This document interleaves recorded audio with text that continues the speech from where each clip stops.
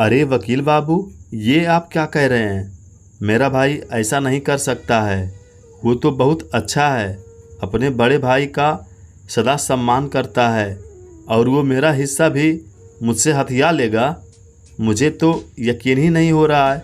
रंजीत ने कहा, आप ये कागजात देख लीजिए। आपकी माँ ने अपनी सारी जायदाद अपने छोटे बेटे अभिषेक के नाम कर दी है। वकील ने रंजीत को कागजात दिखाए। रंजीत ने पन्ने पलट कर देखा।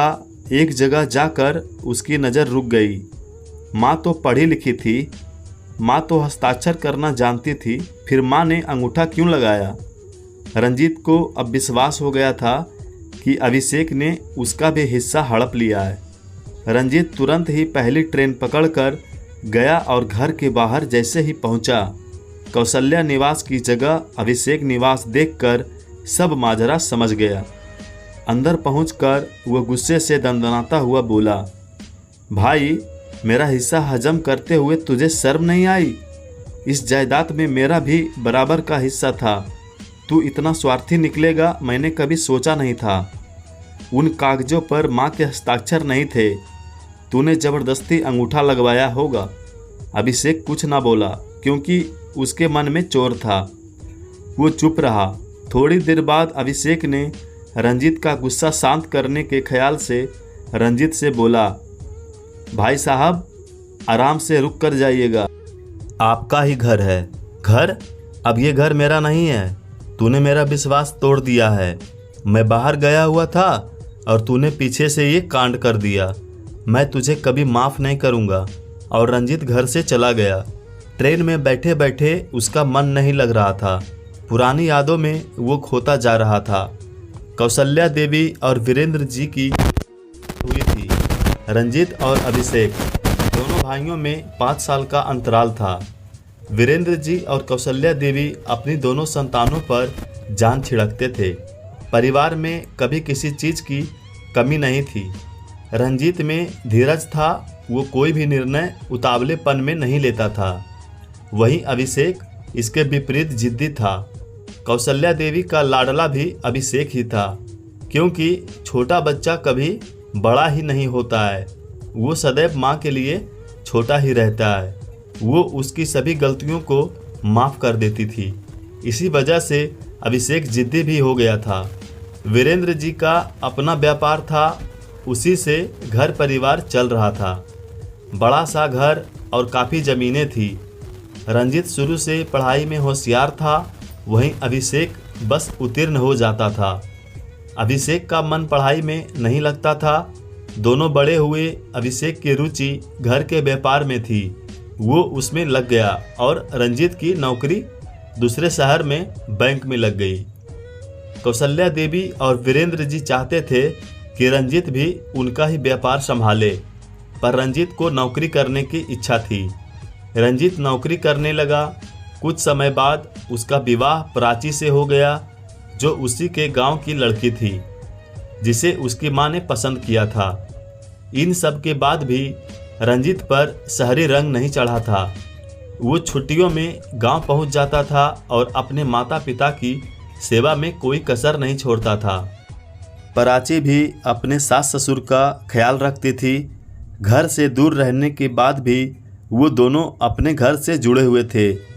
अभिषेक पर रंजीत जान छिड़कता था और उसे अपने बच्चे की तरह प्यार करता था। अब अभिषेक भी विवाह लायक हो गया था। वो गांव के ही लड़की से प्रेम करने लगा था। बचपन से जिद्दी था। कौशल्या देवी को शिल्पी पसंद नहीं थी, क्योंकि वो उसे संस्कारी और घरेलू लड़की नहीं लगती थी। फिर भी अभिषेक की जिद के आगे दोनों को झुकना पड़ा और अभिषेक की शिल्पी के साथ शादी हो गई। शिल्पी का घरेलू कामों में जरा भी मन नहीं लगता था। उसे अभिषेक के साथ घूमना फिरना और सिनेमा देखने जाना बहुत पसंद था। चौके का काम भी ज़्यादा ना आता था। वो शिल्पी को सिखाने का प्रयास करती थी, पर वो सीखना ही नहीं चाहती थी। जुबान की भी कड़वी थी, ऊंची आवाज़ में बोलती थी और अपने सास ससुर को कुछ भी सुना देती थी। अब जब भी रंजीत और प्राची घर आते थे तो वो अपने कमरे से बाहर ही नहीं निकलती थी।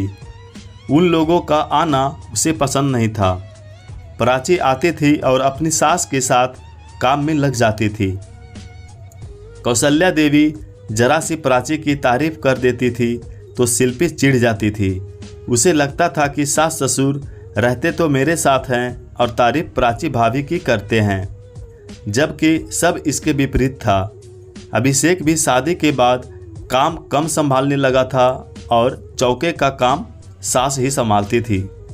दोनों ने सास ससुर को रख नहीं रखा था, बल्कि वे दोनों उनके साथ में ही रहते थे। शिल्पी के बेरुखी व्यवहार के कारण प्राची और रंजीत ने आना कम कर दिया था। जहां पहले छुट्टी होते ही गांव आ जाते थे, वहीं अब बस त्योहार पर आने लगे थे। समय के साथ दोनों के बच्चे भी अब बड़े हो गए थे। बच्चों की पढ़ाई के कारण प्राची और रंजीत अब गांव कम ही जाने लगे थे। वीरेंद्र जी से भी व्यापार नहीं संभलता था। टीबी की लंबी बीमारी के चलते वीरेंद्र जी ने अपने प्राण त्याग दिए। रंजीत और प्राची 15 दिनों तक रुक कर गए थे। उन दोनों ने ही सारा काम संभाला था। अपने पति के जाने के बाद कौशल्या देवी आधी टूट गई थी। जीवन साथी के जाते ही आदमी हो या औरत जल्दी बूढ़ा होने लगते हैं। अब उससे ज़्यादा काम भी नहीं होता था। वो अकेले ही बैठी रहती थी। काम ना करती तो शिल्पी दिन भर चिक करती थी। एक दिन रात को लेटे लेटे उन्हें अचानक लकवा आ गया और वो बिस्तर पर आ गई। शिल्पी रोज रंजीत और प्राची के लिए अभिषेक के कान भरती थी कि वो तो चले गए हैं, अब उनका इस घर और जायदाद पर कोई हक नहीं बनता है। अब जो भी हमारा है हमारे इकलौते बेटे के भविष्य में काम आएगा। अभिषेक भी शिल्पी की बातों में आ गया। कौशल्या देवी बिस्तर पर पड़ी रहती थी। उनके रोज के कामकाज के लिए गांव की ही एक गरीब विधवा को लगा दिया। अभिषेक और शिल्पी ने उन्हें ठीक कराने के लिए ज़्यादा भागदौड़ी भी नहीं की। रंजीत ने काफ़ी कोशिश की वो अपनी मां को शहर ले आए और उनका अच्छे से इलाज करवाए, पर अभिषेक और शिल्पी ने उन्हें ले जाने नहीं दिया। इसके पीछे का कारण रंजीत को अब समझ में आया। मां के बिस्तर पर आते ही वकील से जायदाद के कागज बनवाए और मां का उस पर धोखे से अंगूठा लगवा लिया। वीरेंद्र जी के जाने के बाद वो ही पति की संपत्ति की मालकिन थी। 4 दिन बाद अचानक कौशल्या देवी की भी मौत हो गई। अभिषेक ने बड़े भाई को बुला लिया। रंजीत को लगा जैसे आज मां के जाने के बाद वो अनाथ हो गया है। 15 दिनों के रीति रिवाजों को निभाकर वो भी वापस शहर चला गया। जायदाद और घर की बात कहीं उसके दिमाग में आई ही नहीं थी। एक दिन अचानक गांव से वकील बाबू शहर गए थे कोर्ट की कागजी कार्रवाई करने के लिए। वहीं पर उसे रंजीत मिल गया जो बैंक जा रहा था। तो वहीं पर बातचीत शुरू हुई और वकील बाबू ने रंजीत को वो कागजात भी दिखा दिए। रंजीत ने प्राची को बताया। वो भी सुनकर अचंभित हुई। 2 बेटियां थीं। इसी भरोसे थी कि गांव की ज़मीन जायदाद से उसकी बेटियों की शादी के लिए थोड़ी सी मदद मिल जाएगी। आखिर बैंक की तनख्वाह से होता ही क्या है। ट्रेन स्टेशन पर आ गई थी। रंजीत उतरा और अपने घर आ गया। दोनों पति पत्नी ने जो हो गया उसे अपना भाग्य समझा और कुछ दिनों में सामान्य हो गए। उधर गांव में अभिषेक और शिल्पी का इकलौता बेटा अभिषेक की तरह ही जिद्दी था। उसे कम उम्र में ही शराब और जुए की लत ने घेर लिया था। वो अपने माता पिता की एक ना सुनता था। दिन भर आवारागर्दी करना और दोस्तों के साथ समय बर्बाद करना, लड़कियों को ताड़ना उसकी यही आदत थी। पढ़ाई भी पूरी नहीं की और एक लड़की से इश्क लड़ाने लगा। अभिषेक और शिल्पी को लगा कि हो सकता है शादी के बाद उनका बेटा नकुल सुधर जाएगा, तो उन्होंने उसकी उसी लड़की से जल्दी शादी करवा दी। रंजीत और प्राची भी नकुल की शादी में अपनी बेटियों के साथ में आए थे। दोनों बेटियां पढ़ाई कर रही थी, उनकी नौकरी लगने वाली थी। गांव वाले शिल्पी के भाग्य की सराहना कर रहे थे कि एक ही बेटा है उसका। भी जल्दी ही ब्याह हो गया है। रंजीत की दोनों बेटियां कुंवारी ही घूम रही है। रंजीत और प्राची गांव वालों को जानते थे। उन्होंने बेटियों को समझा दिया था कि वो गांव वालों की बातों में ना आए, उसे दिल पर ना लगाएं। शादी के बाद रंजीत परिवार के साथ वापस शहर चला गया। शादी के बाद भी नकुल की हरकतें वैसे ही रही और जिस लड़की को ब्याह करके लाया था वो भी परेशान होकर उसे छोड़कर चली गई। शिल्पी और अभिषेक भी अपने बेटे की हरकतों से काफ़ी परेशान हो गए थे। ना तो वो घर पर रहता था, ना ही वो व्यापार संभालता था।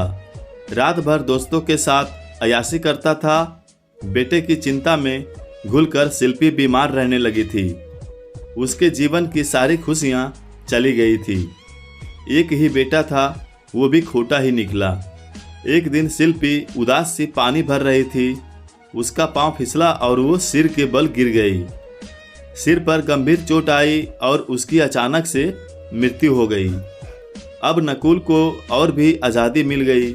अभिषेक किसी तरह घर संभाल रहा था। एक रात जब उसकी नींद खुली तो देखा उसके दोनों हाथ पैर बंधे हुए थे। सामने नकुल और उसके दोस्त खड़े हुए थे। नकुल एकदम से नशे में चूर था।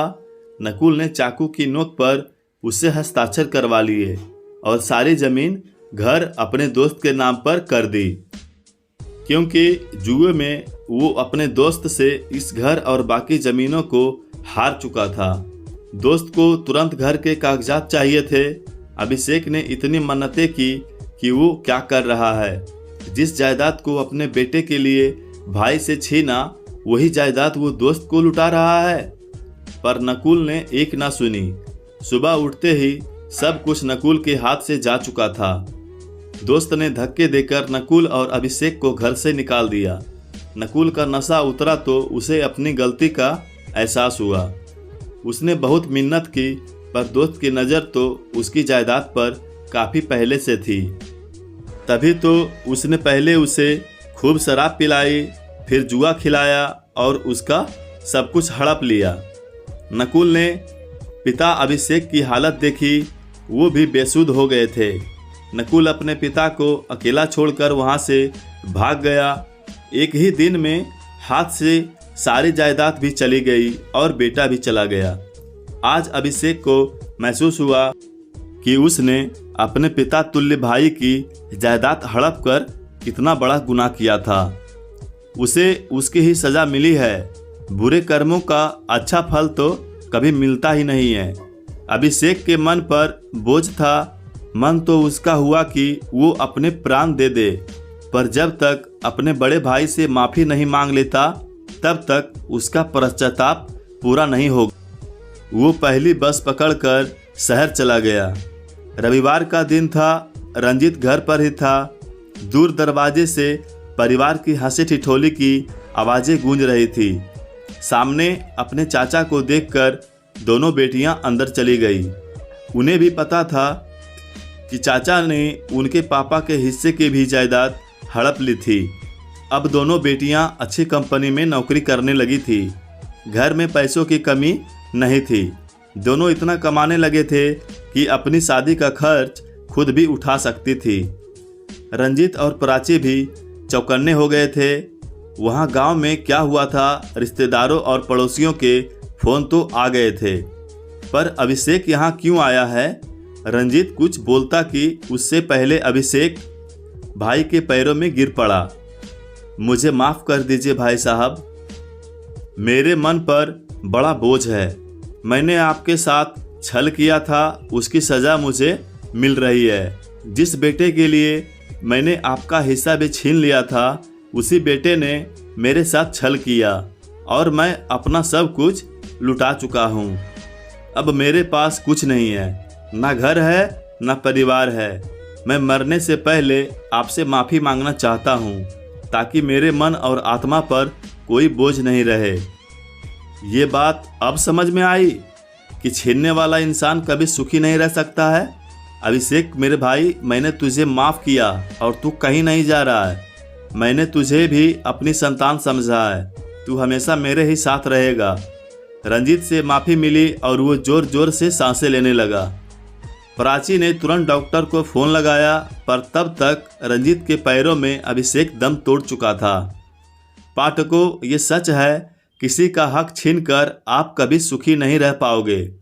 बुरे कर्मों की सज़ा इसी जन्म में भुगतनी होती है। आपको ये कहानी कैसी लगी, कमेंट के माध्यम से हमें अवगत जरूर कराएं। यदि चैनल पर पहली बार आए हैं तो हमारे चैनल को सब्सक्राइब जरूर करें। धन्यवाद।